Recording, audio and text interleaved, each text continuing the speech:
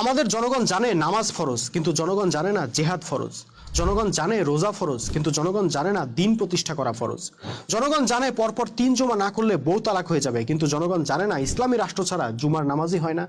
জনগণ জানে কোরআন তেলাওয়াত কইরা প্রতি হরফে 10 নেকি কামাইতে হবে, কিন্তু জনগণ জানে না কোরআন দিয়ে রাষ্ট্র চালাইতে হবে, কোরআন দিয়ে বিচার ব্যবস্থা চালাইতে হবে, কোরআন দিয়ে অর্থনীতি চালাইতে হবে। জনগণ জানে রাসূল সাল্লাল্লাহু আলাইহি সাল্লাম কিভাবে মেসওয়াক করতেন, কিভাবে পাগড়ি পরতেন, কিভাবে দাড়ি রাখতেন, কিন্তু জনগণ জানে না রাসূল সাল্লাল্লাহু আলাইহি সাল্লাম কিভাবে অন্যায় অবিচারের বিরুদ্ধে যুদ্ধ করতেন। জনগণ জানে রাসূল সাল্লাল্লাহু আলাইহি সাল্লামের পকেটে সবসময় মেসওয়াক থাকতো, চিরুনি থাকতো, কিন্তু জনগণ জানে না রাসূল সাল্লাল্লাহু আলাইহি সাল্লামের কোমরে সবসময় তলোয়ার থাকতো।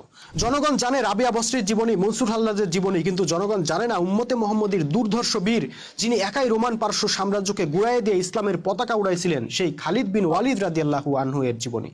প্রশ্ন হলো জনগণ কেন জানে না? বাংলাদেশের আলেমদেরকে আজ হোক আর কাল হোক এই প্রশ্নের জবাব দিতে হবে। তাদেরকে বলতে হবে তারা কেন ইসলামের আরামদায়ক বিষয়গুলা খুব জোর দিয়ে প্রচার করলো, জনগণকে মুখস্থ করায় ফেললো, কিন্তু কষ্টকর বিষয়গুলা গোপন করে রাখলো। ইসলাম নিয়ে জনগণের সাথে তারা এই লুকোচুরিটা কেন খেললো? জবাব তাদেরকে দিতেই হবে।